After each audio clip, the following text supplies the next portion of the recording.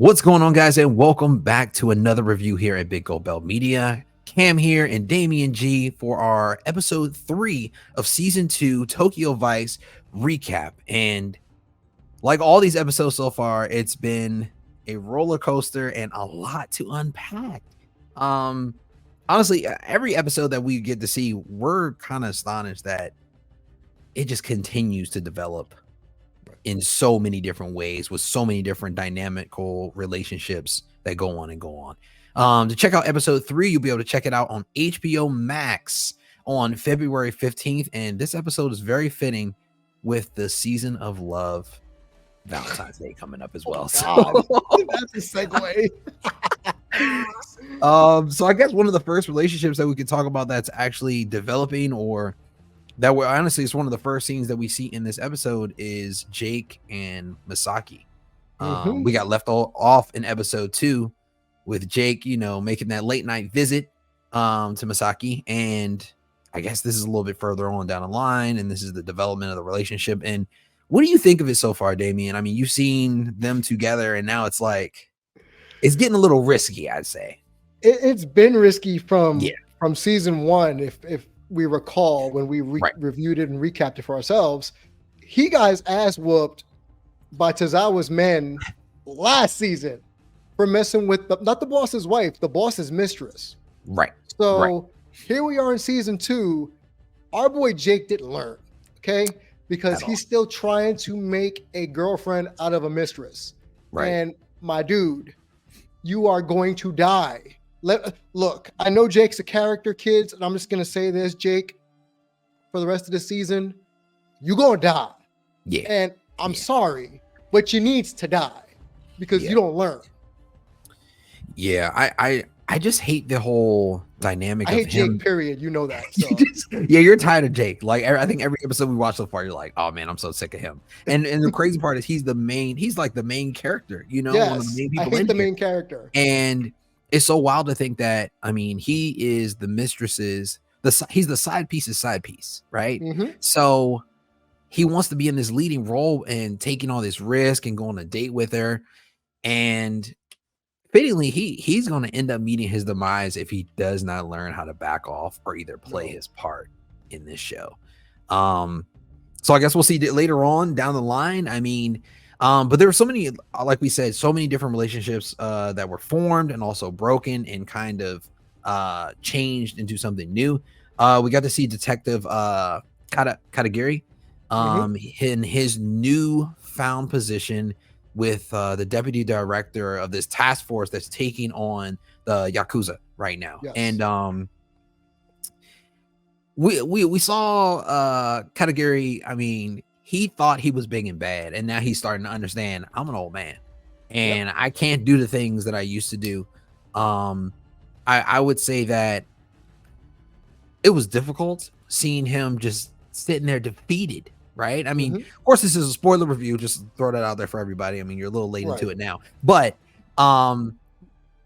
he pulls out his pistol, right, trying to track down this kid that nails him in the face as they're doing their first bust on the yakuza, and the kid gets the upper hand. Right. He's sitting there with his revolver pointed at the detective, and all the detective could say is, "Hey, man, you don't want to become a cop killer, right?" I'm like, because if it was me and I was that kid, I would have popped them, right? I'm like, oh yeah, I would have took him out, right? I looked to my left and right, ain't no witnesses, I'm gone, right? So I mean, I just think it's crazy, the storyline of how it just keeps going up and down. Was there like a favorite part in the show right now that kind of stood out to you that you actually did like? Okay, so for this episode, I'm going to take that point about Katagiri. I mentioned it while we were watching. I said he's been Murtaugh. If you've watched Lethal Weapon, Danny Glover's character, when he starts saying, "I'm too old for this shit." Yeah, that is exactly who Katagiri is. He is too old for this shit.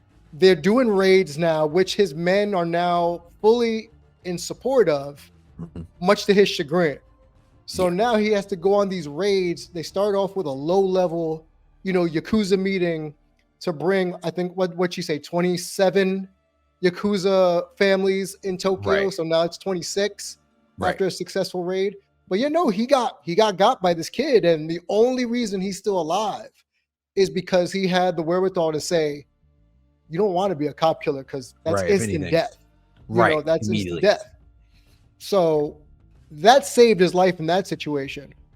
And we'll get to later in the show, but Katagiri is a beaten man at this point. Mm-hmm. Not even just being the cop. His personal life is in shambles because his family's away from him in safety because he's afraid for their life.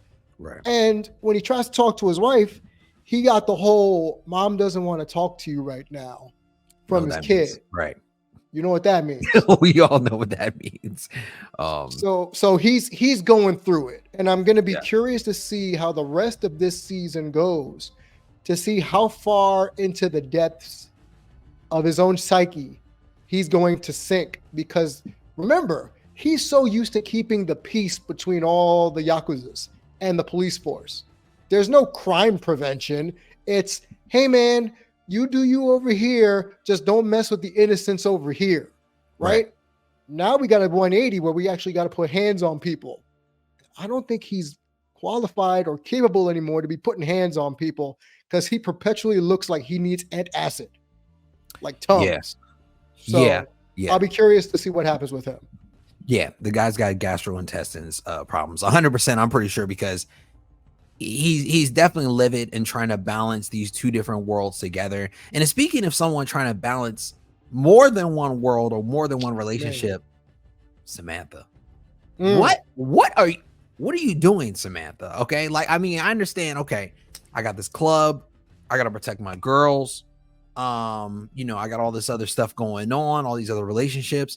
But now she put herself in a situation where she fired Claudia, right? Who was her main top girl that found out she was stealing from her.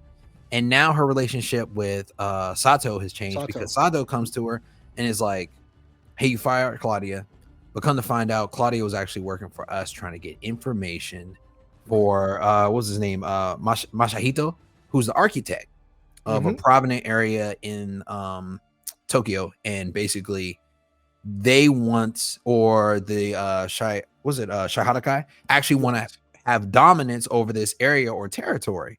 So they need to know where he's going to build at. And she was getting intel.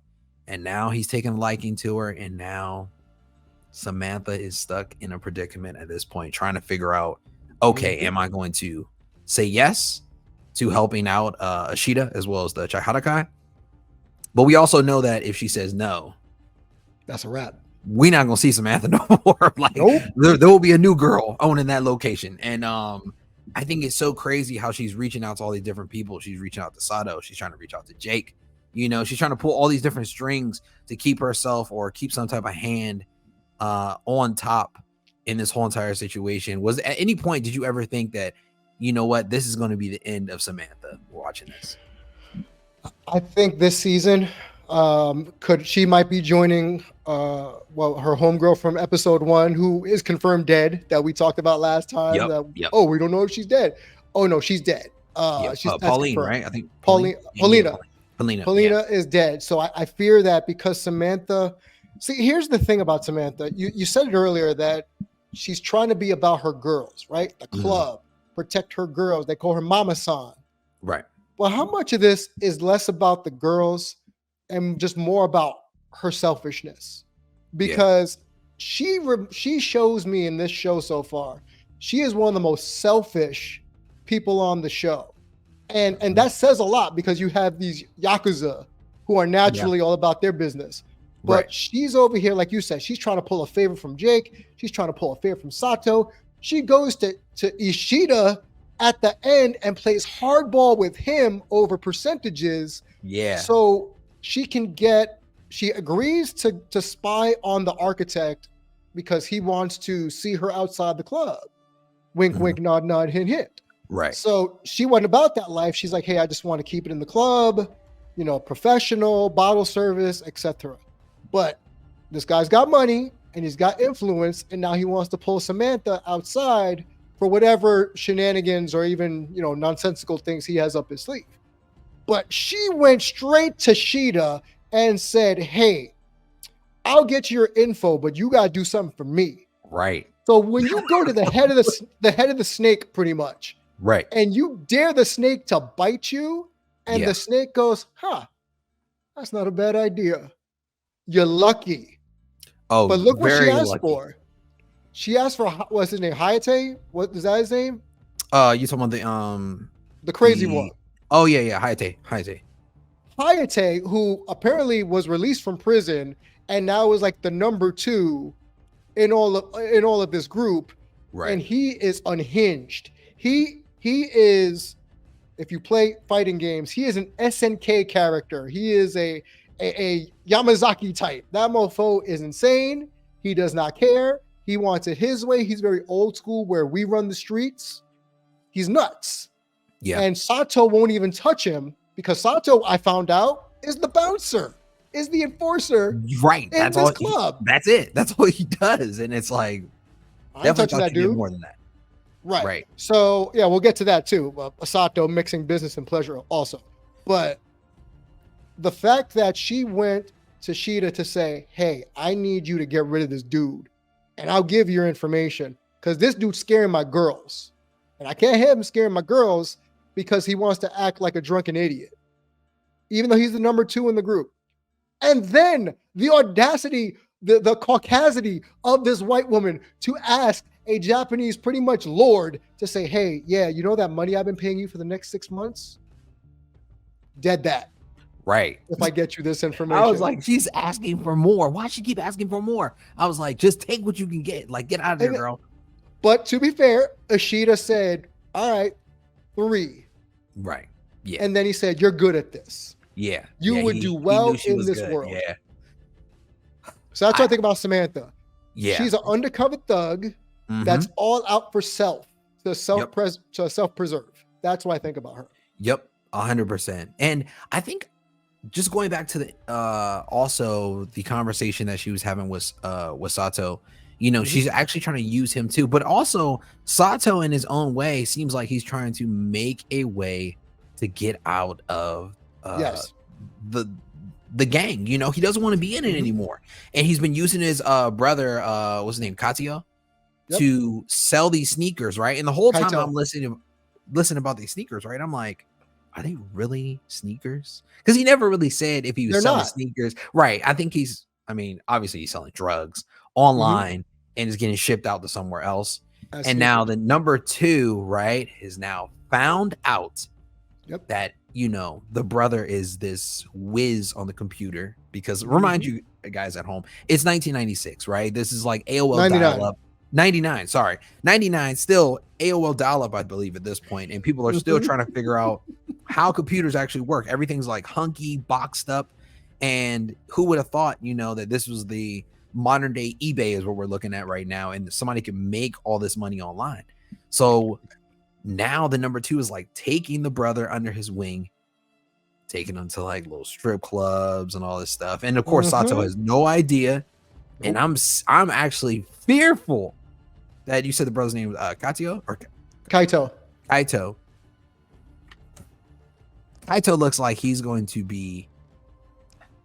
He's gonna be dead in that trunk. Yeah, he gonna be.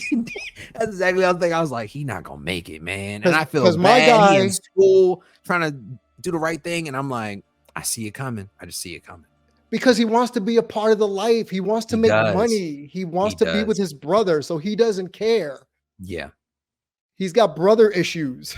Yeah, he does. So Hayama is the guy we're talking about, the crazy guy. Right. And he's over here pulling him aside like, "Bro, I know you got to respect your brother, but take a walk with me. Right. I have a sneaking suspicion this walk is not going to end well for my guy." Right. And we can actually tell that, like, Sato doesn't want to bring his brother into it, but at all. Slowly each episode, he's slowly getting assimilated into this group. But like at first it was just a computer, right? And then now we're seeing, he's hanging out with them at karaoke's. And I'm like, once you get into the karaoke party, baby, that's it. Like you might be getting ready to get initiated very, very soon or right around the corner. But I'm really scared for I keep messing up his name, Kaito, right? Kaito. I really want to see him do well because he's in school. He seems like he's on a straight arrow path, but I think at this time he's just looking for He's looking for the money, at the end of the day. And it kind of sucks. So let's go back to about Jake, right? Of course, our main character here. Yeah, I know the least favorite person to talk about here. Seems like he's doing good. He's on the up and up. He's doing all these dinners with the embassy, and he thinks he's untouchable at this point. But right, as we both know, if we look at the end of this episode, Jake is going to be in a heap of trouble. Because we know he's back, right? Yep. We know Tozawa was back. Tozawa is back at this point. Everybody thought he was dead. I thought he was dead. I think you thought he was dead because we didn't talk about him. They didn't say anything about him in the first 2 episodes. I mean, he was. Last thing I saw was from the recap in season 1. He's collapsing, right, and then poof, he disappears, trying to battle over different territories. And it has been brung up in this last episode that the collection people from Tozawa are still trying to go and claim their territory and get their payments with the envelopes. But then also the Chiharakai are still the ones that are dominant over this area now because of the assassination attempt. So what do you think we're going to see in this next episode from Tozawa? If you had to predict, right, what would you say that you think we're going to see in this next episode? Because they've definitely kept us both in the shadows, I would say, each episode. I'm surprised each time. I'm leaning toward the obvious just because this show is, I don't want to say it's been paint by numbers, but it's pretty standardized, the Tokyo crime scene. So his mistress is going to catch the backhand because this is 1999. Yep. So she's probably going to catch the backhand, maybe catch a black guy or so. Jake, my man, my dude, I think Tozawa is going to find you eventually. Yeah. Eventually. And what Jake is going to probably wind up doing is going to, oh my God, what's his name? Ishida. Yeah. For protection.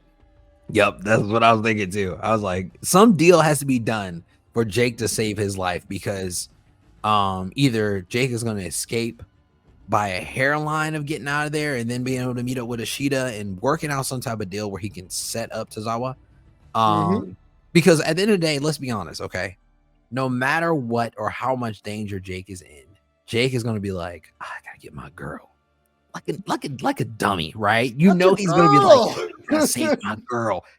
She rather save herself. I mean, we saw it in that scene where she's at embassy, right? She was like, oh, I gotta go.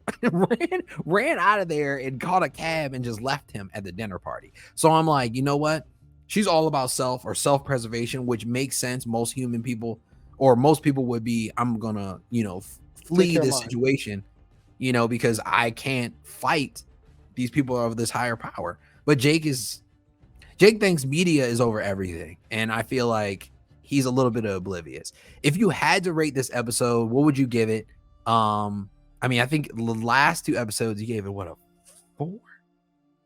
4 out of 5? 4 out of 5, I think. How would you rate this one? How do you feel about this episode? I mean, now that we know things are leading up to something more concrete. Okay, so I'm a little hard on this episode because there was too many intersecting plots.